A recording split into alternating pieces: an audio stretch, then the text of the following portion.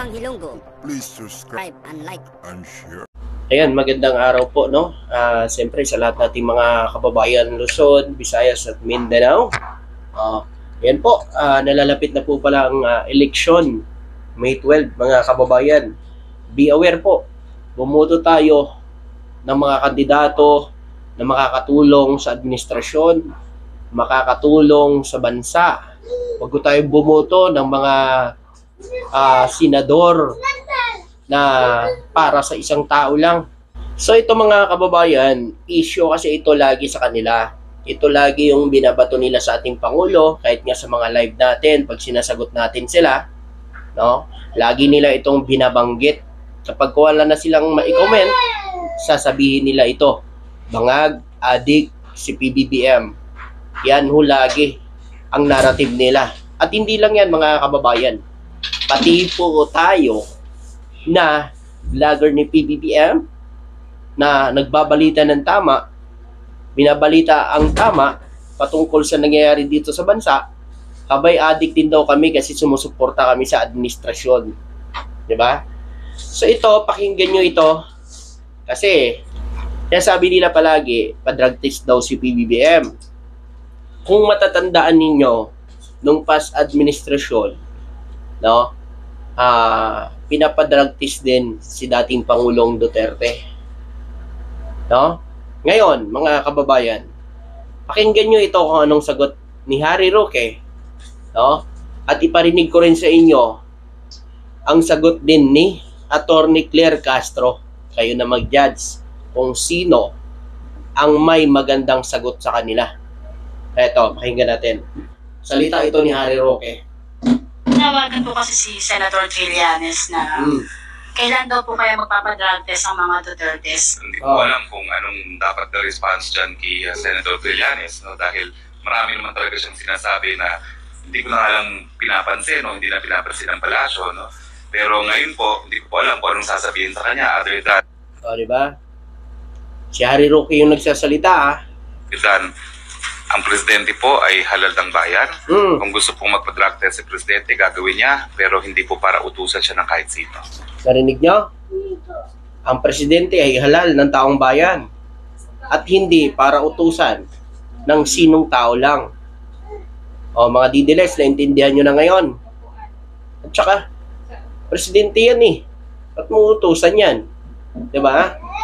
Kung merong kasalanan, kung meron kayong ebidensya sa inyong mga akusasyon sa presidente at hindi nyo patunayan kayo mismo. Diba? Kung may ebidensya kayo. Kasi siguro naman sa tagal-tagal na, mahigit 1 taon na sinisiraan nyo si BBM, mga 2 taon na. Pero meron ba kayong ebidensya na nagpapatunay na nagdidiin talaga na gumagamit ang ating presidente? Di ba nga itong EI video na inilabas ninyo, ngayon, komanta na mismo, kapwa nyo vlogger DDS, na ginawa nyo yon para lang talaga pabagsakin at siraan ang administrasyon. At kung sino ang promotor, si Harry Roque umano, ang naggawa ng video na iyon. Diba? O, ngayon, saan sila? Nasa ibang bansa, nagtatago. Kasi totoo eh. Totoong na ginawa nila yan para lang siraan ang administrasyon. Ngayon, mga kababayan, diba? Pero naniniwala pa rin kayo sa kanila. Inuuto pa rin kayo. Diba? Makikita naman natin eh. Kung tunay, yung sinasabi nila, yung video na yan na inilabas ni Harry Roque, aba, mga kababayan, ginamit na po nila yan para pabagsakin ang administrasyon. Pero dahil wala silang ebidensya. Ha? Puro gawa-gawa, kwentong barbero kumbaga. Diba? O, meron pang sinasabi si Harry Roque. Meron na naman daw silang ilalabas na video. Tama ba yun? 3 pa lang, kulang. Mga kababayan, dun pa lang sa una, kung tunay yun pinalabas nila, mga kababayan, bagsak na si BBM. Pero wala eh. Gawa-gawa. At saka, dito kayo magtaka, mga kababayan. Adik daw si BBM, bangag daw si BBM. Pero never natin marinig na magsalita ang ating Pangulo o magsalita man lang o magbigay ng mga pahayag na ikakasama ng loob nating mga Pilipino. 'Di ba? Meron ba kayong narinig na nagmura, may sinaktan ang presidente? Wala. Kahit kalooban nating mga Pilipino, wala. Pero siya, sandamakmak ang banat sa kanya. Nasasaktan ng ating presidente pero hindi niya yan iniintindi. Ang sa kanya, para pa rin sa mga naniniwala sa kanya. Dahil marami pa rin naniniwala sa kanya, mga kababayan. Pati nga mga kakampik naniniwala na sa kanya. Dahil siya lang ang presidente na inaatake na hindi gumaganti. Bagkus, ginagantihan niya ng kanyang trabaho. Ito, tuloy natin. Opo, sabi niya sa social media hinihingi. Sino po in particular ang mga masasabi niyo sa akin na humihingi ng ganitong klaseng pag-test? Ang atin pong mga kababayan Sino po in particular?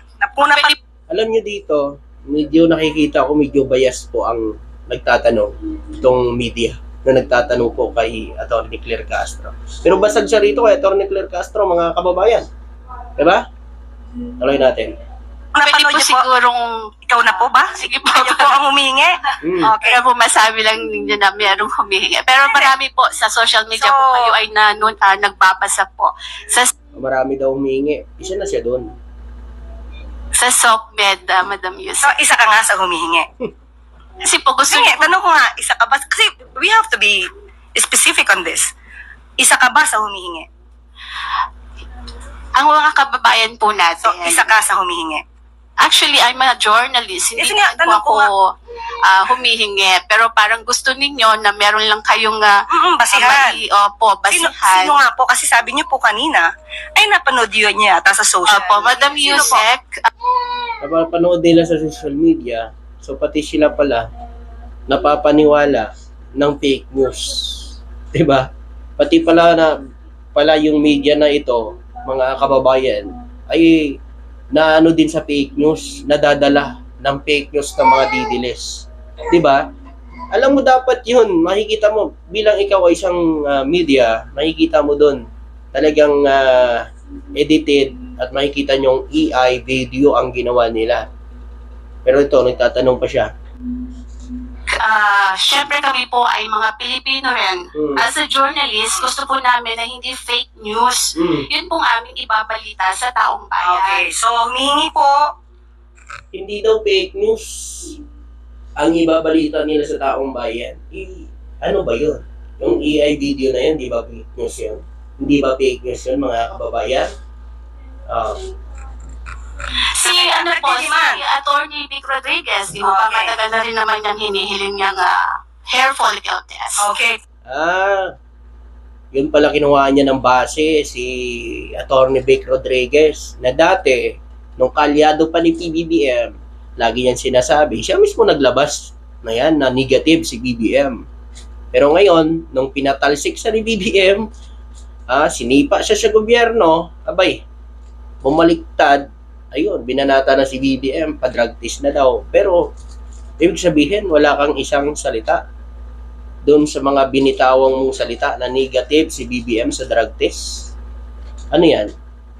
Para lang bumango ka sa taong bayan? Gagamitin mo para sumikat ka? O yan, mga kababayan, tuloy natin. Okay, tanong po natin. Ano po ba ang basihan para sa paghingi at i-demand sa Pangulo ang isang hair follicle test? Ito po ba'y may pagbibintang na siya ay di umanong gumagamit ng illegal na droga? Yan. Kung may pagbibintang, liliwanagin po natin. O yan, Dides, makinig kayo ha. Para maliwanag pa sa sikat ng araw, kaso madilim kasi kayo eh. Kaya lahat, hindi nyo nakikita. No, kayo lang kasi madilim eh. Pakinggan nyo. Kung may pagbibintang sa Pangulo, yung nagbibintang ang dapat na magpatunay. Yun na. O yan, mga Dides. Ayan na yung sinasabi ko sa inyo. Patunayan nyo ang pagbibintang nyo sa Pangulo. Patunayan nyo yan. Di ba? Kung may ginagamit man o wala. Hindi po pwedeng gumawa ng kwento, walang basihan. Mahilig kasi kayo sa kwento. Kwentong walang kwenta. Di ba? Ayun, sila nasa TRICOM. Ubus sila lahat. Isang guni-guni para masira ang Pangulo at walang basihan. Kahit saan po na kaso, kung sino yung nagbibintang, siya ang magbigay ng pruweba. Hindi nyo pwedeng sabihin na, ito, gumagamit ka. Patunayan mong hindi. Narinig nyo? Patunayan nyo yan, mga DDS. Huwag lang, puro bunganga. Diba? At siguro naman, kung talagang tunay yan, malamang, natanggal na si BBM nung una pa lang ninyong ilabas yan. Diba? Wala kayong pruweba eh. Puro kayo bunganga. Puro kayo dada sa social media. Ano yan? Hindi nyo kayang patunayan? Kaya sa social media na lang kayo gagawa ng kalukuhan? Sa social media kayo magpapakalat ng fake news? Para ano? Makakuha kayo ng simpatya sa tao? Paniwalaan kayo? Ha? Kahit fake news? Mga kababayan, be aware naman. Maging matalino tayo. Dahil itong mga to, walang ibang gagawin maganda sa gobyerno. Dahil gusto talaga nila pabagsakin. Tingnan nyo na lang yung mga vloggers nila sa Tricom. Diba? Maraming salamat at magandang araw.